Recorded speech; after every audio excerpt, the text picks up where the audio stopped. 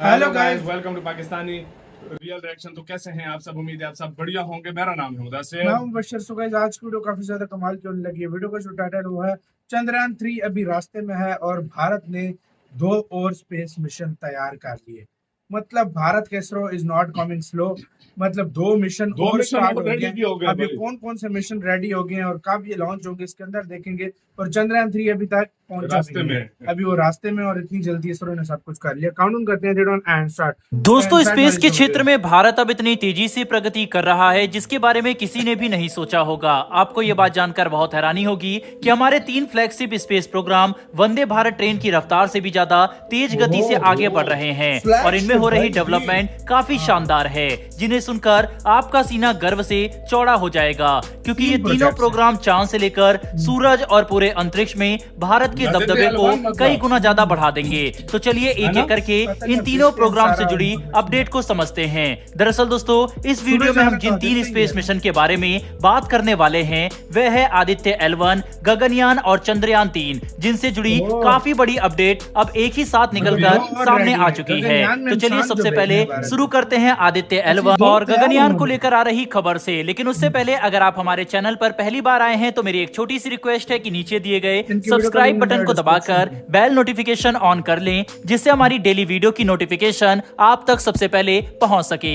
दरअसल दोस्तों, latest report के मुताबिक आदित्य L1 सैटेलाइट अब लगभग बनकर तैयार हो चुका है, जिसे 26 अगस्त को लॉन्च किया जाएगा। और इसी को ध्यान में रखते हुए इसरो ने पहली बार आदित्य L1 के कुछ शानदार इमेज रिलीज किए, जिसे देखकर पूरी दुनिया हैरान है, क्योंकि लूनर साइंस में बड़ी तरक्की हासिल करने के बाद सूरज को समझने के लिए शुरू किया गया ये भारत का पहला मिशन है, जिससे हम सोलर साइंस में काफी बढ़ोतरी कर सकेंगे।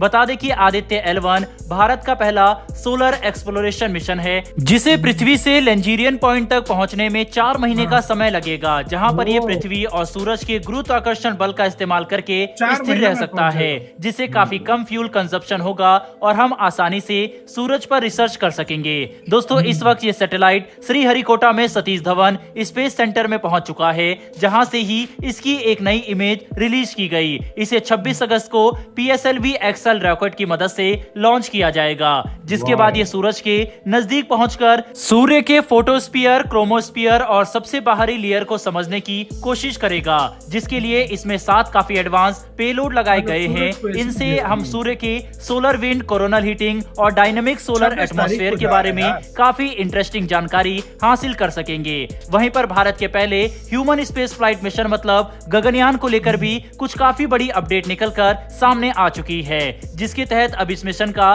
सबसे महत्वपूर्ण हिस्से का परीक्षण किया जा चुका है। बता दें कि 8 से 10 अगस्त के बीच में चंडीगढ़ में विक्रम साराभाई स्पेस सेंटर द्वारा गगनयान मिशन के पैराशूट का सफल परीक्षण किया गया, जिसमें काफी सीरीज में इसे टेस्ट करके इसकी क्षमता और सटीकता को ऑब्जर्व किया गया है। बता दें कि ड्रॉप पैराशूट गगनयान मिशन के लिए सबसे महत्वपूर्ण हिस्सा है, जिसका इस्तेमाल अंतरिक्ष से गगनयान के वापस पृथ्वी के एटमॉस्फेयर में आकर लैंडिंग के दौरान इसकी वेलोसिटी को कम करने और अंतरिक्ष यान को स्थिर करने में किया जाएगा, जिसकी बदौलत हमारे गगन यात्री पृथ्वी के लो अर्थ ऑर्बिट में जाकर सफलतापूर्वक वापस धरती पर कदम रख सकेंगे, जो भारत के लिए अंतरिक्ष के क्षेत्र में स्वदेशी क्षमता को प्रदर्शित करने में सबसे बड़ी सफलता के तौर पर देखा जाएगा।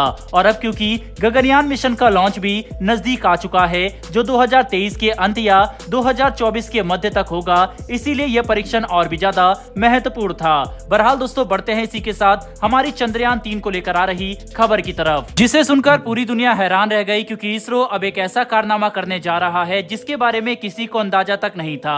सबसे ज्यादा हैरान तो यहाँ पर रूसी वैज्ञानिक हैं, जो ये सोच रहे थे कि उनका लूना 25 चंद्रयान 3 से पहले चंद्रमा के दक्षिणी भाग पर लैंड कर सकता है, लेकिन अब भारत अपने इस कारनामे से रूस को काफी पीछे छोड़ देगा। तो चलिए जानते हैं आखिर भारत ऐसा क्या करने वाला है। दरअसल दोस्तों, सामने निकल कर आ रही लेटेस्ट रिपोर्ट के मुताबिक अब इसरो चंद्रयान 3 की दूरी और भी ज्यादा कम करने वाला है, जिसके बाद ये आखिरकार चांद से मात्र 100 किलोमीटर की ऊंचाई पर होगा, जहां से हम इसे काफी आसानी से चंद्रमा पर लैंड करा सकते हैं। हैरानी की बात तो यह है कि अपडेट के मुताबिक भारत का चंद्रयान 3 प्रोग्राम अब अपने शेड्यूल से एक हफ्ते आगे चल रहा है, जो हमारे प्रोग्राम की सटीकता और वैज्ञानिकों की क्षमता को साफ तौर पर प्रदर्शित करता है, जिसकी बदौलत अगर भारत चाहे तो हम चंद्रयान 3 की लैंडिंग चांद के दक्षिणी ध्रुव पर 23 अगस्त के बजाय 19 अगस्त को ही कर सकते हैं, जो हमारे लिए अब तक की सबसे बड़ी सफलता होगी। पर इस दौरान हमें चंद्रमा पर दिन और रात के सबसे ज्यादा ध्यान रखना होगा, क्योंकि चंद्रमा पर एक दिन और एक रात पृथ्वी पर 14 दिन के बराबर है।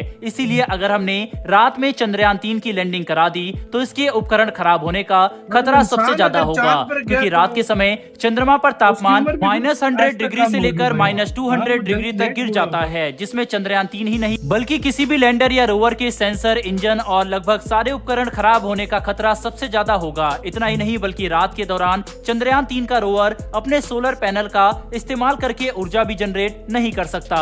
इसीलिए सारे रिसर्च के काम भी रुक जाएंगे, जिसका मतलब यह है कि चाहे कुछ भी हो जाए, हम चंद्रयान 3 की लैंडिंग चांद पर दिन के समय ही करेंगे।